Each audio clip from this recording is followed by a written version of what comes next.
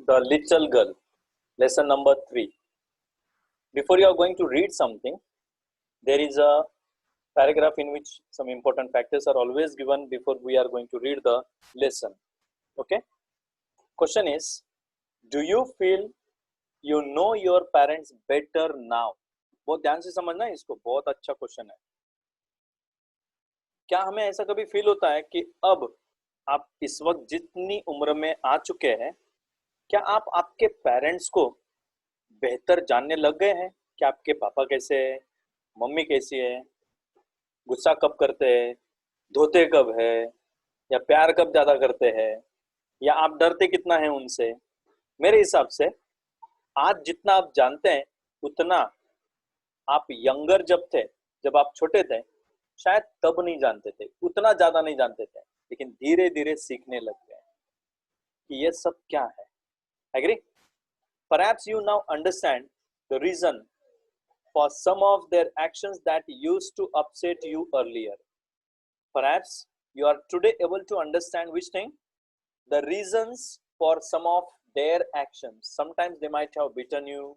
Sometimes your parents might have scolded you, and you might have become very revengeful. है ना? कभी कभी गुस्से में बोल दिया, यार मैं ना कुछ तो ऐसा शार्प चीज निकाल के ना दोनों को उड़ा दूंगा. कभी कभी ऐसा हुआ होगा.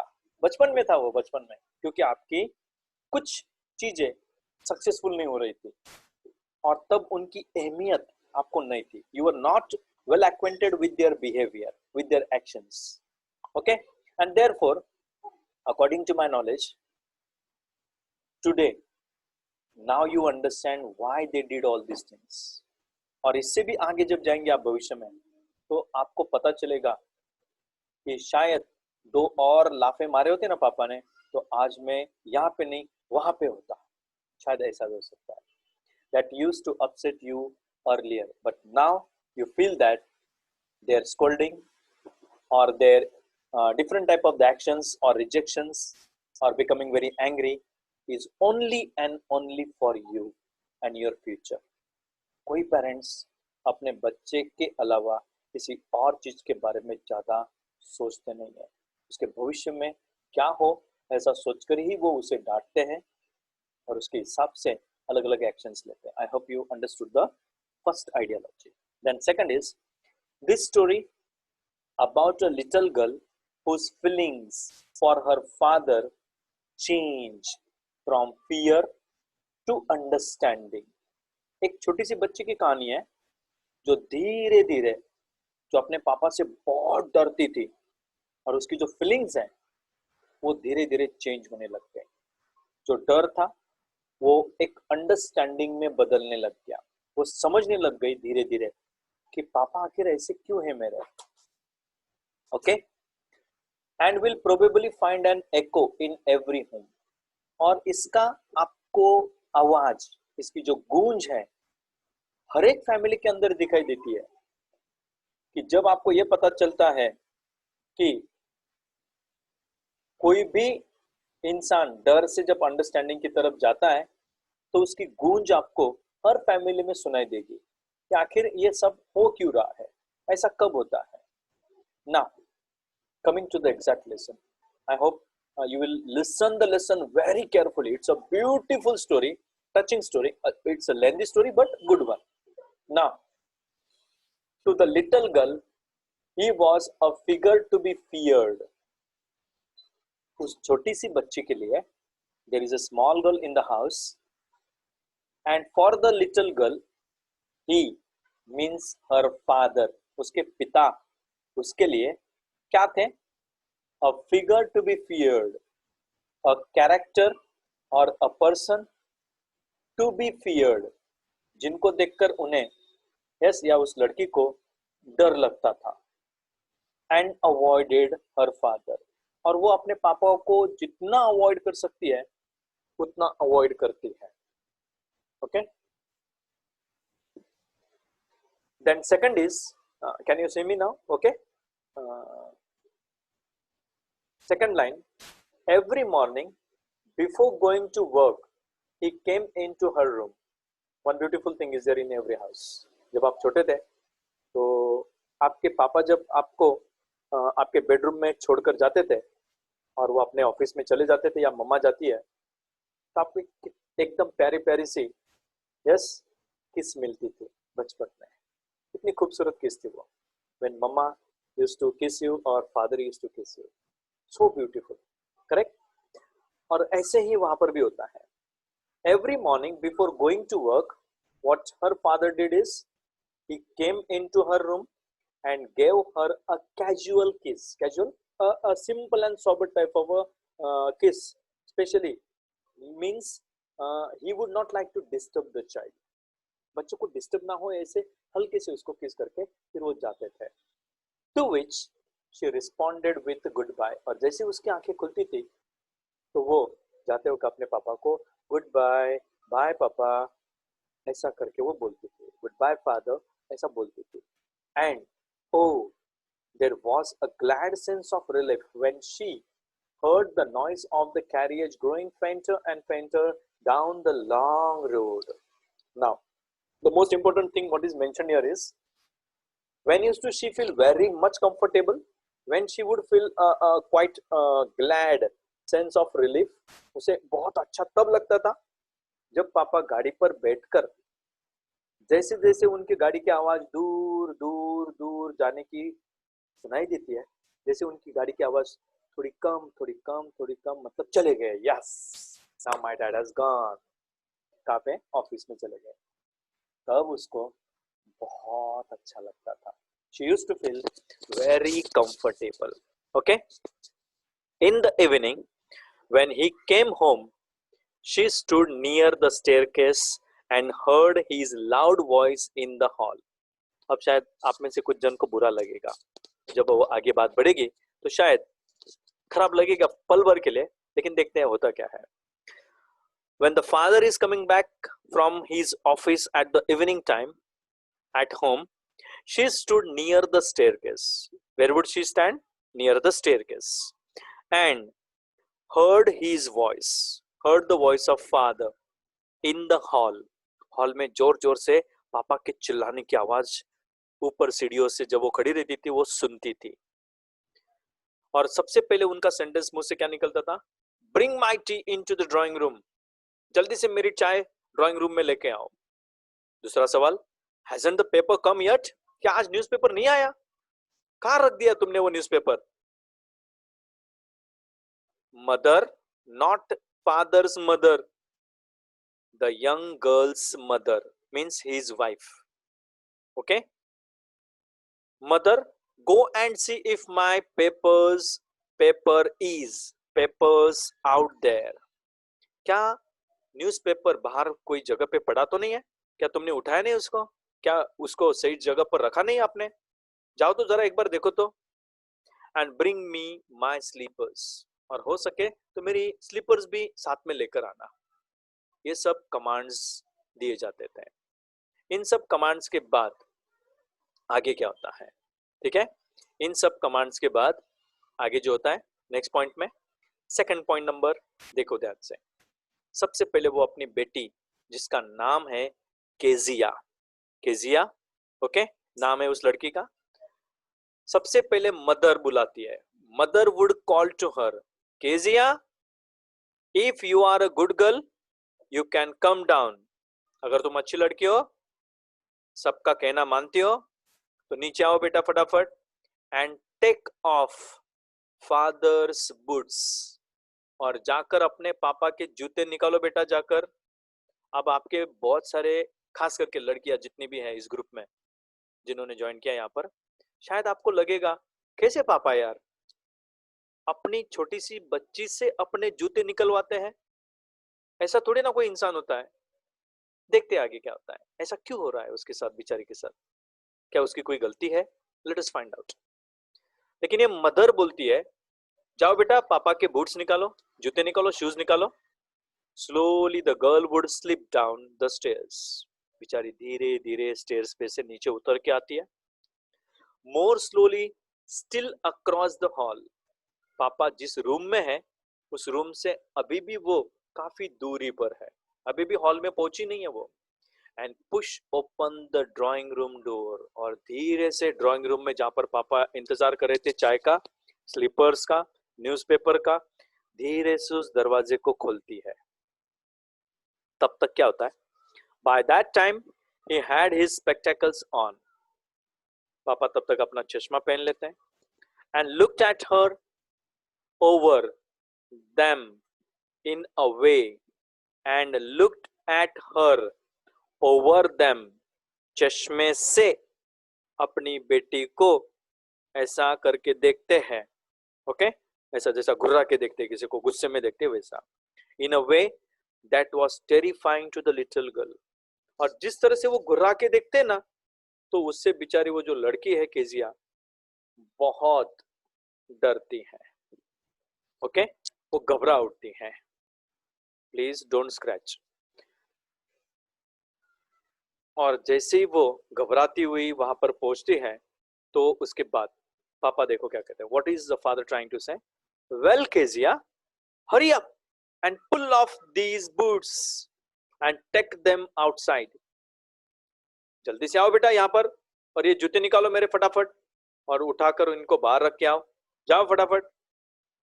And before she does all these things, वो जूते निकाले उसके पहले पापा एक बात पूछते हैं, have you been a good girl today, क्या तुम अच्छे से बिहेव कर रही थी बेटा आज, क्या तुमने किसी को तकलीफ तो दी नहीं ना, ऐसा सवाल करते हैं। अब यहाँ पर ध्यान से समझना, जैसे ही बेचारी को कुछ पूछा रे पूछा, तो बेचारी की जबान लड़खड़ाती है, she starts, yes, what is it called, can you see the word, I don't know father, जब वो ऐसा बोलती है तो इस प्रोसेस को स्टटरिंग कहते हैं, STUTTER। मैंने जानबूझ के आपका स्क्रीन नीचे लिया, पता है क्यों, यहाँ पर आपको वो वर्ड मिलेगा, STUTTER, दिख रहा है आपको मेरा कर्सर, यस। बेचारी जब जवाब देती है तो कैसे जवाब देती है, आई डोंट नो फादर, घबरा जाती है। फिर अभी इसमें एक चीज और देखिए, मजेदार चीज है, जैसे पापा उसकी उस लड़खड़ाती जबान को ध्यान से सुनते ना, तो वो भी जानबूझ के ऐसा ही बोलता है, कैसा बोलते हैं, you you you don't know, तुम्हें नहीं पता है, अभी अगर तुमने हर बार अगर ऐसे जबान लड़खड़ा के बात की ना बेटा, तो मैं मम्मा को बोल के तुम्हें डॉक्टर के पास भिजवा के अच्छा सा इंजेक्शन लगवा दूंगा। अगर तू लड़खड़ाई, तेरी जबान स्टटरिंग करती है ना, तो मुझसे बुरा कोई नहीं होगा। क्या मैं मदर को बोलूं कि वो तुम्हें डॉक्टर के पास लेकर जाए, तो वो डराते हैं बच्चे को कि वो अपनी जबान से लड़खड़ाए नहीं, डरे नहीं किसी से। थर्ड चीज, थर्ड पॉइंट में, she never stuttered with other people. This girl Kezia, she was not afraid of speaking to other people. She never stuttered when she used to talk with other people than the father. सिर्फ पापा सामने आए तो जबान गई उसकी, उसकी जबान लड़खड़ाती थी। Because then, sorry, and had quite given it up. और उसने ये सब चीजें बहुत टालने की कोशिश की कि पापा के सामने मेरी जबान लड़खड़ानी नहीं चाहिए, बहुत प्रयत्न करती है वो। She tries her level best that she will be able to speak properly to her father, but only with father. What happened?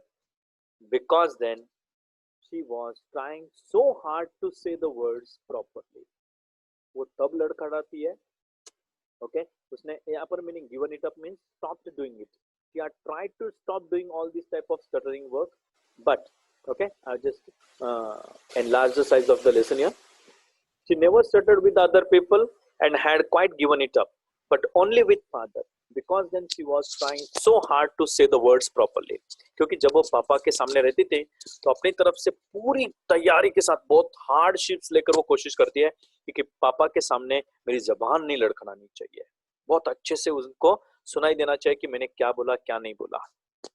Next, जैसे वो लड़खड़ाती है, पापा उस बच्ची के चेहरे पर ध्यान से देखते हैं, और फिर ध्यान से देखने के बाद उन्हें मन ही मन एक सवाल उठता है, और तब वो पूछते हैं, व्हाट्स द मैटर, ऐसी तुम परेशान क्यों हो, प्रॉब्लम है कुछ, what are you looking so rest about. To be rest here, ये रेस्ट मीन्स अनहैप्पी, किसी बात को लेकर तुम काफी परेशान हो, तुम खुश नजर नहीं आ रहे हो, कोई समस्या है, कोई समस्या है तुम्हें, तो मुझे बताओ। ऐसी कोई तो बात है जिसको लेकर तुम काफी परेशान हो, ऐसी कौन सी बात है वो बताओ तो सही। उतने में एक इंपॉर्टेंट बात है यहाँ पर, थोड़ा सा लेसन यहाँ पर आपको समझने में ओके ध्यान रखना होगा। What I am talking here is, what are you looking so rest about. फिर उतने में जैसे मदर से बात कर रहे हो, mother I wish you taught this child not to appear on the brink of suicide. बड़ी भयंकर बात कह दी यार।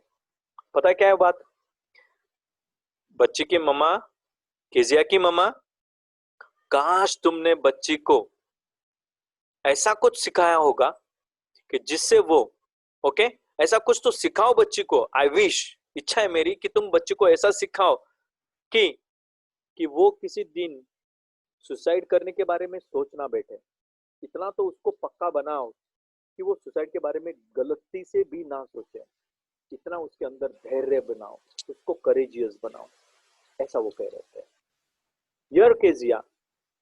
और फिर उतने में उनका ध्यान केजिया की तरफ जाता है और केजिया को बताते हैं, he is trying to tell Kezia, Kezia carry my tea cup back to the table carefully.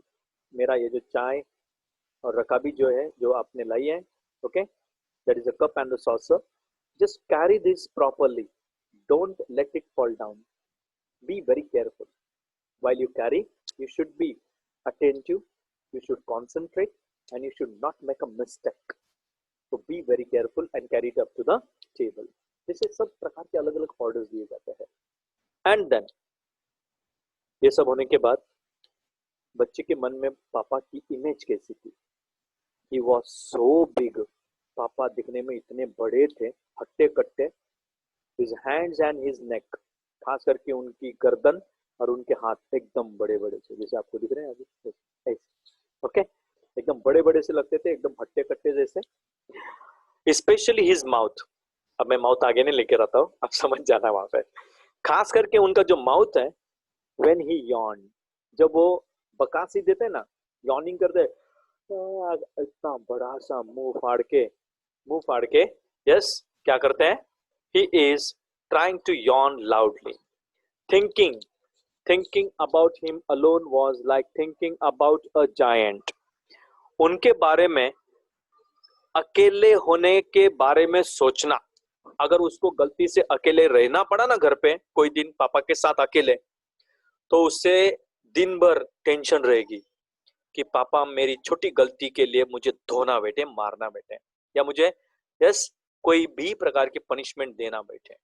That was fear in the mind of Kezia. So she says thinking about him alone was like thinking about a giant. क्या कहते हैं पापा, sorry Kezia, पापा के बारे में इस तरह से सोचना बिल्कुल जायंट के बारे में सोचने के बराबर था। उनके उनको घर पे अकेले या उनके बारे में अकेले सोचना भी बिल्कुल जायंट की तरह वो लगते हैं, इसलिए उन्हें यस वो जायंट की तरह मानती है। Now next point is, so please come to the points exactly, I'm trying to let you know all the points very carefully. On Sunday afternoons, grandmother sent her down to the drawing room to have a nice talk with father. Sunday के दिन Kezia को grandmother जो है घर की, मतलब उसके पापा की मम्मी, ग्रैंडमदर पैटर्नल, वो क्या करती हैं, ड्राइंग रूम में अपने पापा से बात करने के लिए केजिया को भेजती है। किस चीज के लिए, to have a nice talk with father and mother. जाओ अपने मम्मी पापा से अच्छे से बात करो बेटा, बैठ के उनके साथ बैठो। अब बेचारी जाती तो है, लेकिन जाने के बाद वो देखो क्या करती है। But the little girl always found mother reading something, newspapers or some book, and father, what is the father doing? Do you know? You can see the picture. What is it? And the father here stretched out on the sofa. पापा यहाँ पर सोफे पर इस तरह से लेटे हुए हैं। His handkerchief on his face, उनका handkerchief उनके चेहरे पर है। Okay? His feet on one of the best cushions, उनके पैर जो है उनका सबसे फेवरेट जो कुशन है, जैसे आपका जैसे कोई भी घर के अंदर का कोई स्पेसिफिक टाइप का जो मटेरियल है, चाहे फिर वो कुशन हो, बेड हो, तो आप उस चीज को किसी को हाथ नहीं लगाने देते हैं। एग्री? क्योंकि वो आपकी सबसे फेवरेट चीज होती है। तो वैसे ही वो भी कुशन खास करके अपने पैरों के नीचे रखने के लिए रखते थे। स्लीपिंग साउंडली, स्लीपिंग कंफर्टेबली, शायद बेचारे हफ्ते भर की थकान दूर कर रहे हैं। शायद इस बात को भी समझना है। एक तरफ आपने ये सोचा कि पापा बहुत क्रूएल है यार, लेकिन एक तरफ ये भी सोचना है कि पूरे हफ्ते भर काम करने के बाद एक ही तो दिन मिलता है संडे का, जिस दिन वो आराम से चैन से किसी कोने में सो सके। अपने फैमिली के साथ तो रहते ही है, लेकिन चैन से आराम से सोकर दूसरे दिन वापस सवेरे उठकर वही ड्यूटी वापस हफ्ते भर करनी है। करेक्ट? तो वो कामकाज शायद उस बच्चे को नहीं पता है, अभी तो नहीं पता है। बच्चे को लगता है कि उसके पापा उससे बात नहीं करते हैं, उसकी मम्मा किसी चीज को पढ़ने में खोई हुई है, वो भी बेचारी संडे को ही थोड़ी फ्री होती होगी मम्मा। So let the parents and you yourself also be free. आप भी फ्री रहिए, पेरेंट्स को भी फ्री रखिए। बस आप जिद लेकर, पापा आज संडे यार बाहर चलो ना प्लीज, शायद अगर अच्छा एनवायरनमेंट है तो ठीक है, लेकिन अभी मत निकलना। And second is snoring. Snoring means karate देना, to make a kind of a sound with the nostrils, especially when you sleep, is called as a snoring. Then next is, you can see the picture, how is the situation of the house. There is a staircase, dad is lying on the sofa, nearby there is a window, a lamp is there, mother is sitting also on the sofa, there is a single teapot, that is a small table is there at the middle, and the poor little girl Kezia standing near the staircase waiting for her father. अपने पापा क्या इंतजार करे है कि पापा थोड़ी देर में जब उठेंगे ना तो पहले तो डांट ही देंगे। Okay, now second thing is, the little girl always found mother reading and father stretched out on the sofa. Then next what happens? Okay, she sat on a stool. फिर थोड़ी देर में वो स्टूल पर जाकर बैठ, stool all of you understand, it's a kind of a device or a kind of a tool. Okay, device या instrument होता है जो खास करके बैठने के लिए यूज किया जाता है, उसको स्टूल कहता है। टूल अलग है, स्टूल अलग है, याद रखना। ग्रेवली वॉच्ड, ग्रेवली घुरा घुरा के देखना, डर के मारे देखना, फियरफुली वॉच करती है। कब तक वॉच करती है बेचारी, अपने पापा को पता है, अंटिल ही वॉक, जब तक उनकी नींद पूरी नहीं हो जाती और जब तक वो उठ नहीं जाते ना नींद से, तब तक। और फिर नींद से उठने के बाद ऐसा करके जो स्ट्रेच करना बोलते हैं उसको।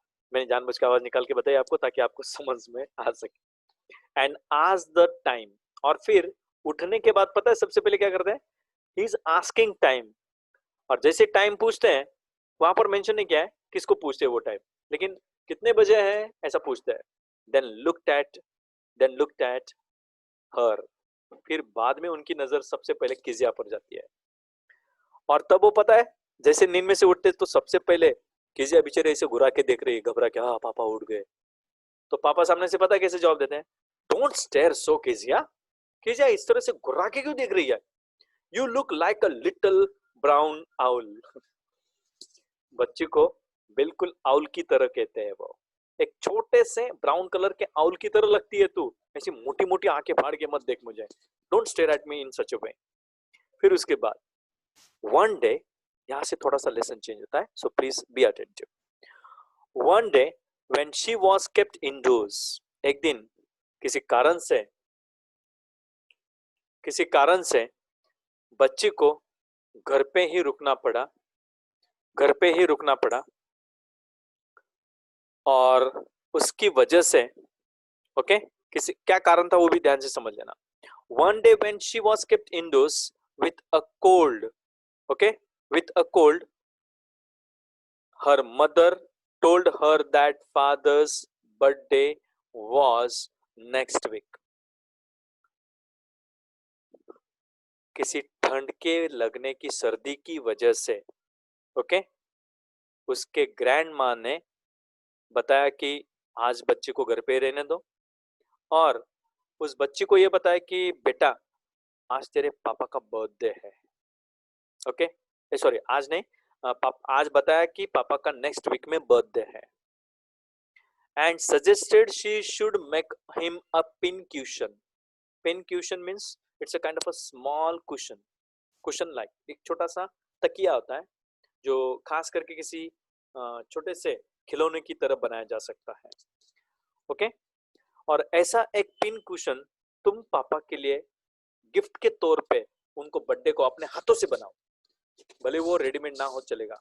ओके. लेकिन हाथों से बनी हुई चीज याद रखे जा सकती है, मेमोराइज की जा सकती है, ऐसी चीज बनाओ. For a gift out for of a beautiful piece of yellow silk. एक पीले रंग का जो सिल्क है, कपड़ा जो है, उसको लो, उसके अंदर कुछ भरो, उसको सिलो और एक पिन क्यूशन अपने डैड के लिए बना के गिफ्ट में दे देना. अब ये छोटी सी बच्ची है, मेहनत तो लेनी पड़ेगी, उसको सिलाई का काम आएगा तो बनाएगी ना. अब क्या करती है? Last point, laboriously. ओके. बड़ी कड़ी मेहनत के साथ, with a lot of effort और difficulty, what did she do? With a double cotton, उस बच्ची ने खास करके उस कपड़े को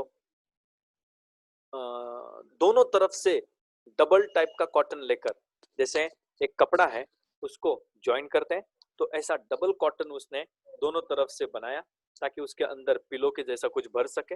उसको बोलते हैं here yes double cotton. The little girl stitched 3 sides. उस बच्ची ने सबसे पहले तीनों साइड सिल दिया है. अब वो तो एकदम थैले की तरह बन गया. करेक्ट. सिर्फ उसमें पकड़ने के लिए रखना बाकी है जैसे. अब उसके अंदर डाले तो क्या डाले? This is the main turning point of the story. But what to fill it with, उसके अंदर क्या भरूं ये उसको पता नहीं था. That was the question. ये सबसे बड़ा सवाल था उसके सामने. The grandmother was out in the garden and unfortunately at that time grandmother was outside in the garden and she wandered into mother's bedroom. और तब वो भटकते भटकते घूमते घूमते मम्मी के बेडरूम में चली गई to look for scraps. कुछ बिना काम के जो कागज है या ऐसी कोई चीजें है ना, तो वो देखते देखते वहां पर ढूंढने के लिए वो मम्मी के उस बेडरूम में चली गई.